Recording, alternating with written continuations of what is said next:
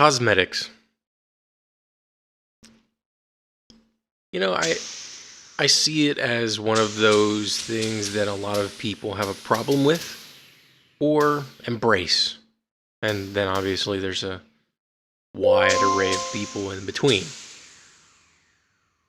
You know, people think, oh, well, girls shouldn't wear makeup. Well, okay, whatever. It's your opinion, I suppose. I mean, anybody can wear makeup if they feel like it. My question is, why isn't makeup encouraged for men? Why is it just a female-only thing, apparently? That I don't understand. See, my thinking is, well, I guess my thinking in the past has been that of sort of discouraging the idea of makeup. And in a way, I still maintain that. Personally speaking, I would prefer to not worry about the makeup. And by extension, I guess you could say, I would prefer to be with a woman who doesn't really worry about makeup. If she wants to add it, that's fine. Preferably, though, that if she is in fact wearing makeup, it's a minimal amount. And again, this is just my own personal thing. I guess it's just because I would rather find myself attracted to the person, not the face they put on. Because, you know, in the end, that's what it ends up being anyway. You're attracted to the person. You're not attracted to just a face. The face is valuable, of course, because it's a piece of the whole. But, you know, it's personal choice. Everybody has their own specific criteria, I guess. But at the same time, you're going to expand over to, when talking about cosmetics, you're going to expand over into cosmetic surgery. Now, this area is, I feel, probably a bit more controversial overall. Most people would probably have something against it unless it was a medical thing. You know, you just lost a lot of weight, or you were born with, you know, cleft palate or something along those lines. But I'm starting to think that it's going to become more okay. In fact, it will become, I mean, it already is to many degrees, but I think the majority of society will find it to be more okay, more acceptable, and may even do it themselves, but not for necessarily the reasons that we perceive it to be current day, whereas it's mostly just fixing small problems here and there, and then, you know, with many things it becomes somewhat addictive, and then people continue to do it over and over and over again. Plus, the technology isn't nearly as good as it could be. Obviously, it's getting better, and okay. With regards to where I can see it actually becoming, first of all, more controversial is where it already is, and that deals with the transgendered community. There are plenty of people out there already who think that if you're transgendered, you're just fucking nuts or something like that, and you just need to get a grip on yourself or whatever BS crap. But the thing is that, one, there is no gender binary. We think there is because we see, you know, vagina and penis, and then that's how we associate gender. But that's your sex. That's your physical gender, if you will.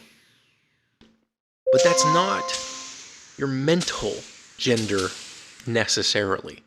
The term cisgender is usually, unfortunately, used in a negative fashion by the sort of radical feminists, the rad femmes. Tumblr tends to be the sort of I guess, scapegoat in that regard, even though they're everywhere.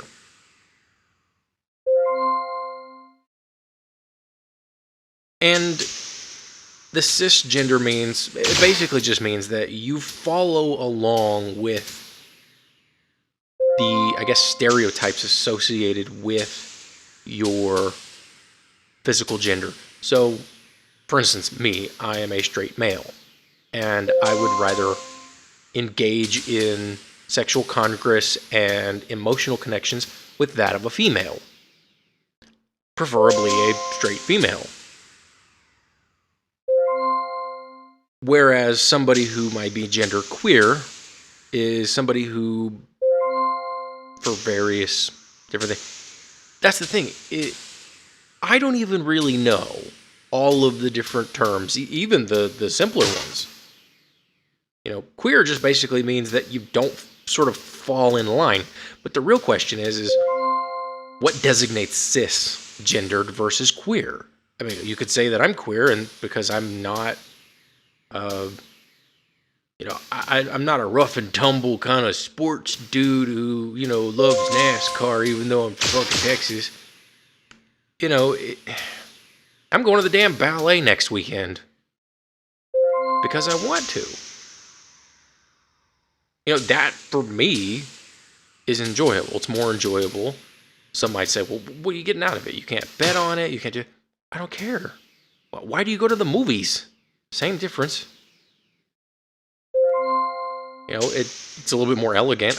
Another thing, I enjoy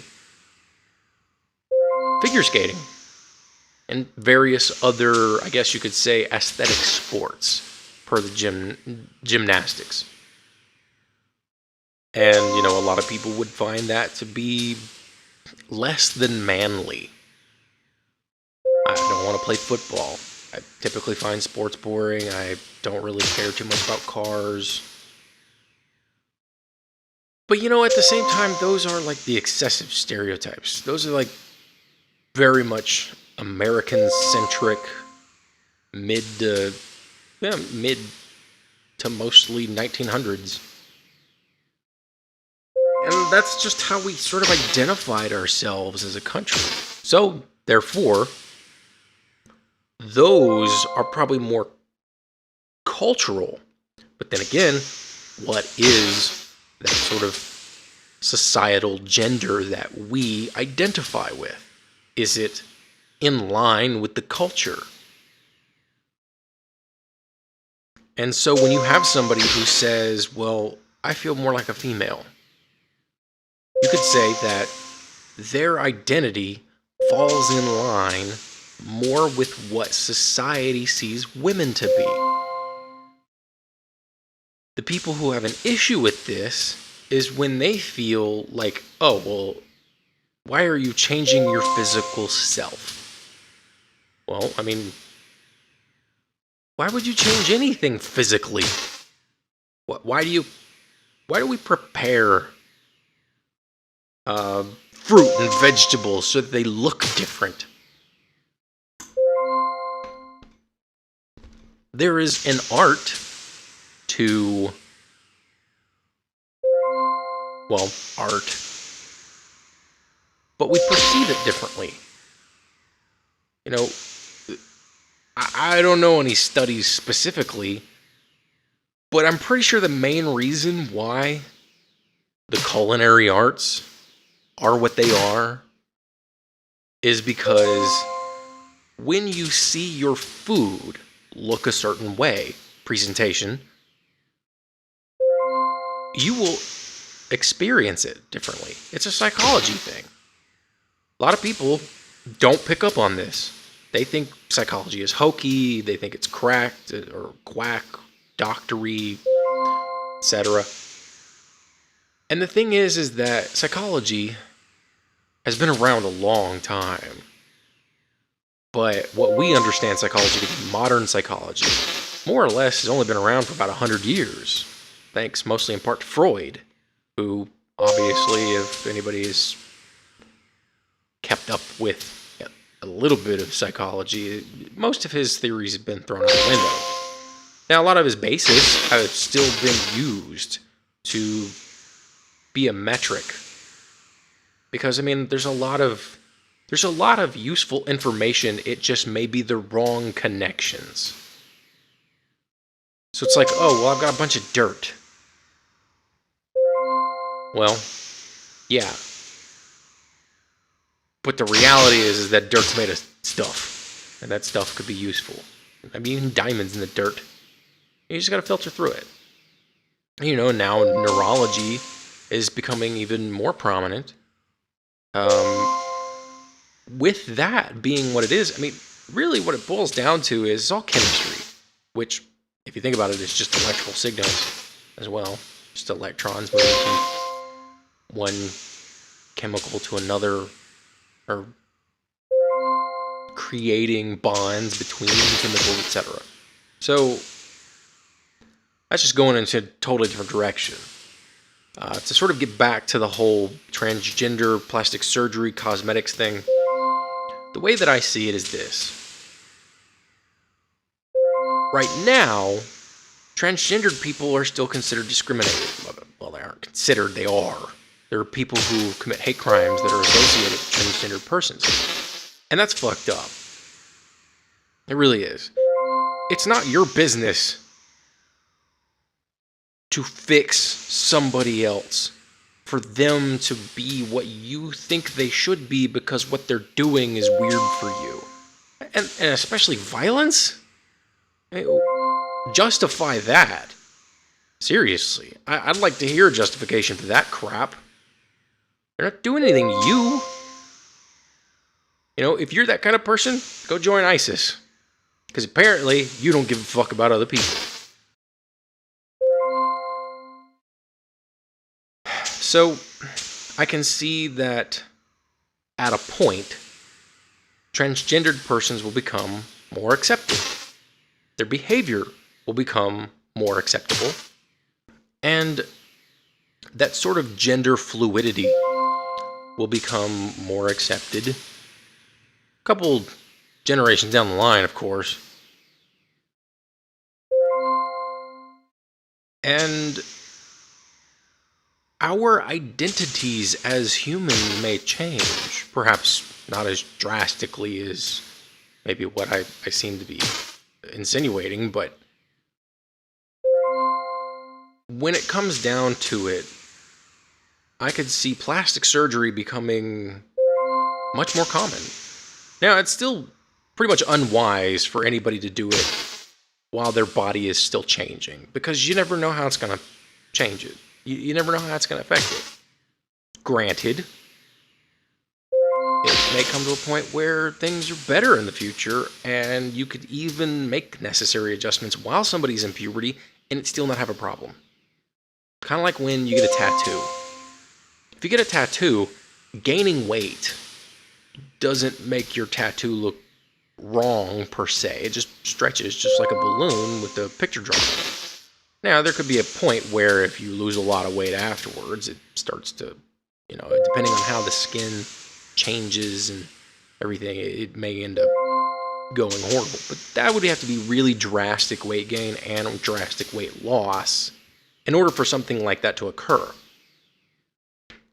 Puberty is kind of a drastic change, though, so it's generally not a good idea to get any kind of aesthetic, you know, cosmetic surgery while you're in your formative puberty years. Once that's over with, who cares?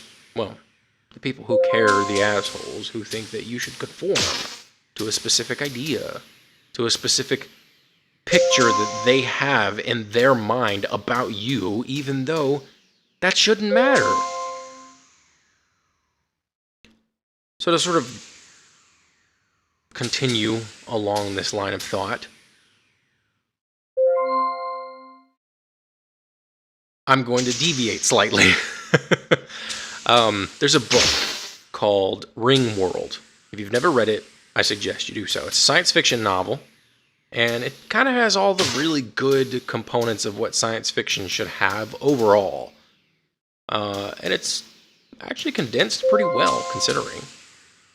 It's written by Larry Niven, and inevitably it talks about a giant world. It's basically a huge ring all around. It's at a distance from the sun, just not our sun. That star, that ring, is about the same distance as our Earth is from our sun. But the ring is continual all the way around the orbit. So it doesn't really create an orbit anymore. It's just a giant spinning ring. But getting back to the cosmetic part, in the beginning of the book, the main character is going to a birthday party. I believe it's like his 100th birthday or 115th or 111st, something along those lines. And he's this really old man. And, you know, he's at the party.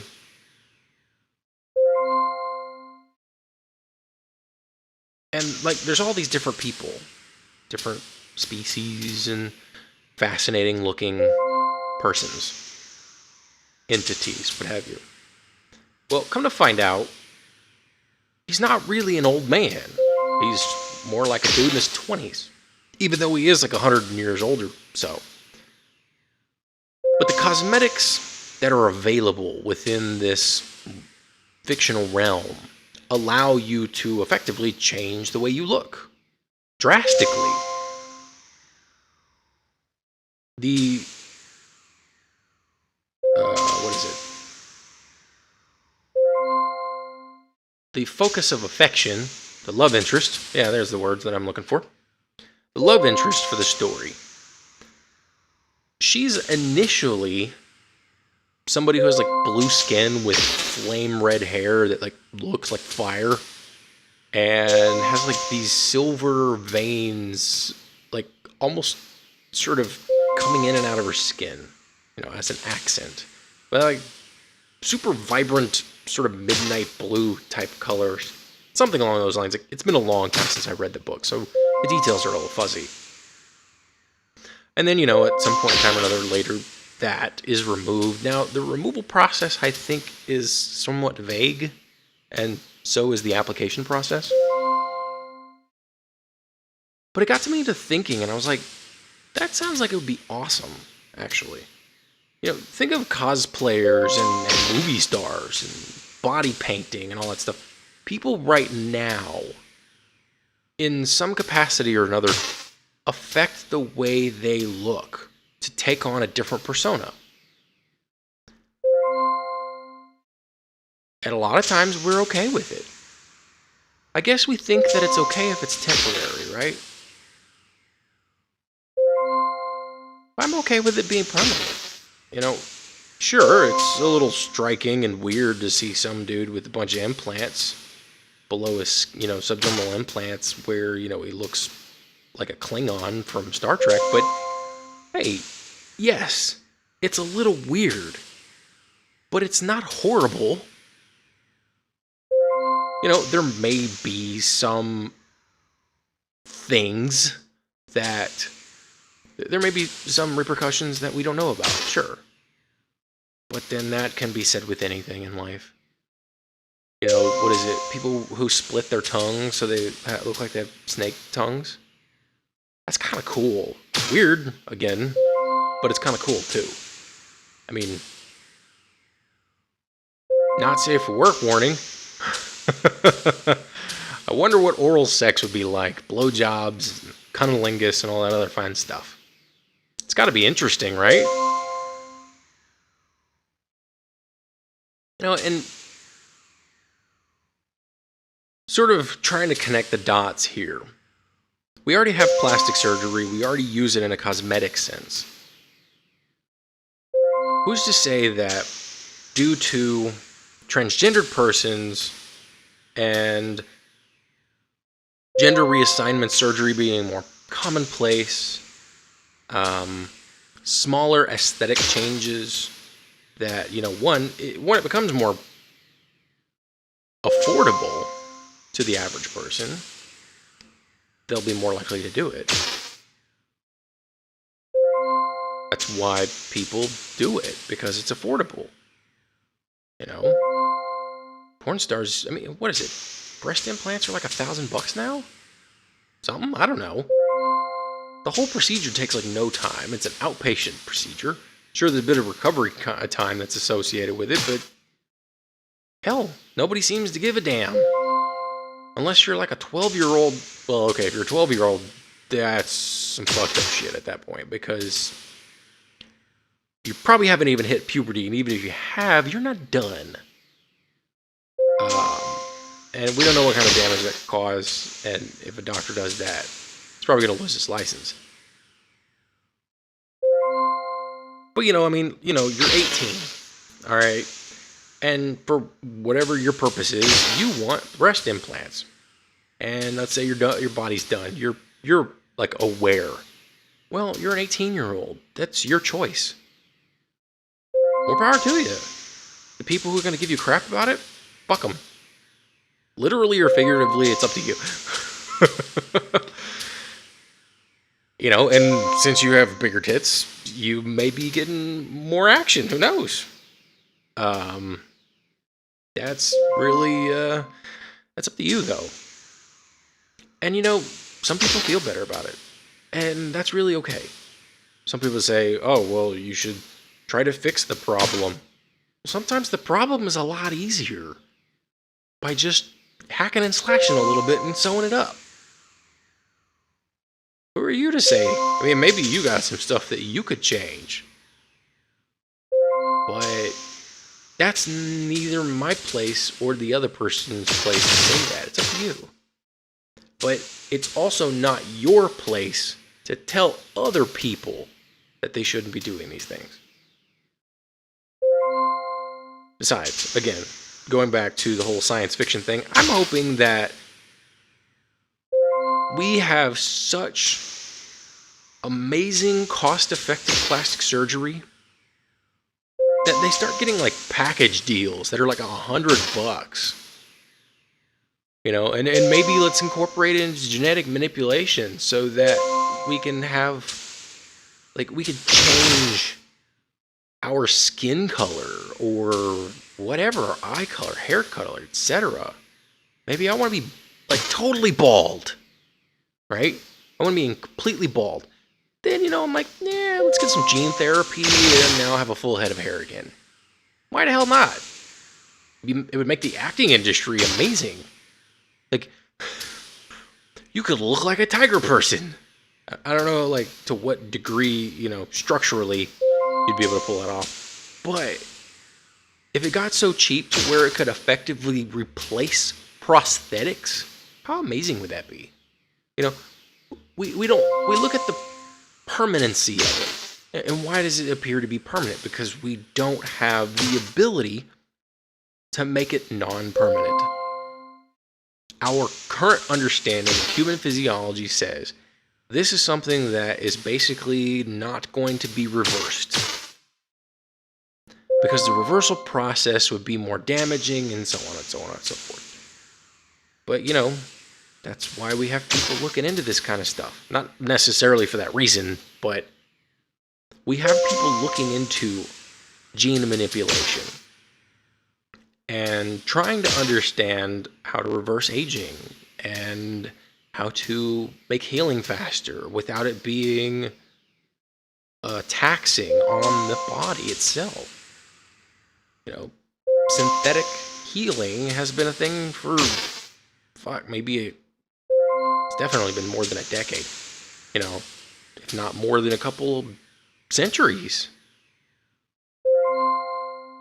Some might say, oh, such and such is unnatural. Well, so is a damn Band-Aid.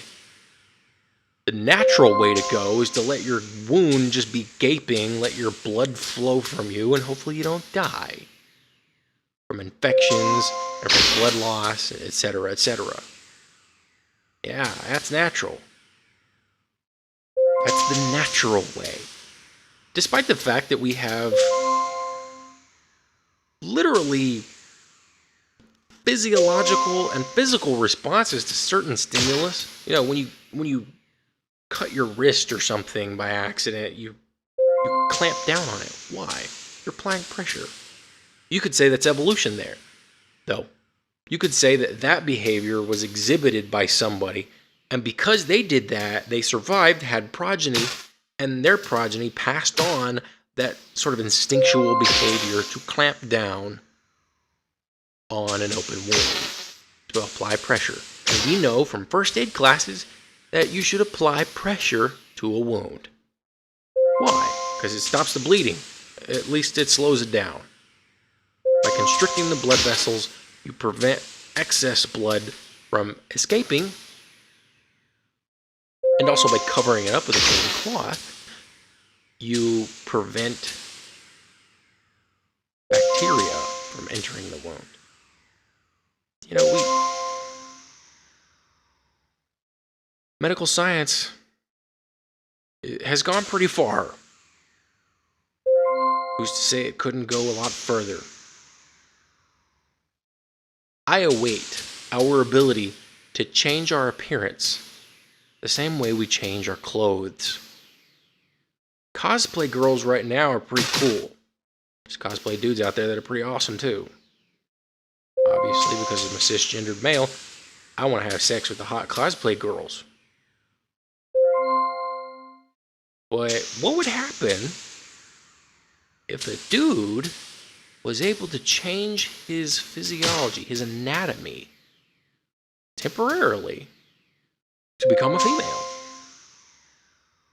And I didn't know. And then I banged him. Technically, or her in that case. Well, I can't have a problem with it if I don't know, right? But then if I know, then I'm in a position to make a judgment. But then at that point, it's like, okay, well, now I feel more like it's a lie than anything else, because I wasn't made aware of it originally. There wasn't a full sense of honesty. And because sex in general is a very vulnerable act, it's good to have a bit more information, a bit more knowledge about your partner. But if society has grown in such a way where they don't care, where this is so commonplace that telling someone after the fact isn't actually a surprise, then I'm also of the same mindset at that time, and I'm accepting it. It's really well what it boils down to. The changes in society are what change how we do things. So fuck it. Let's change our skin and become crazy aliens for the betterment of everyone.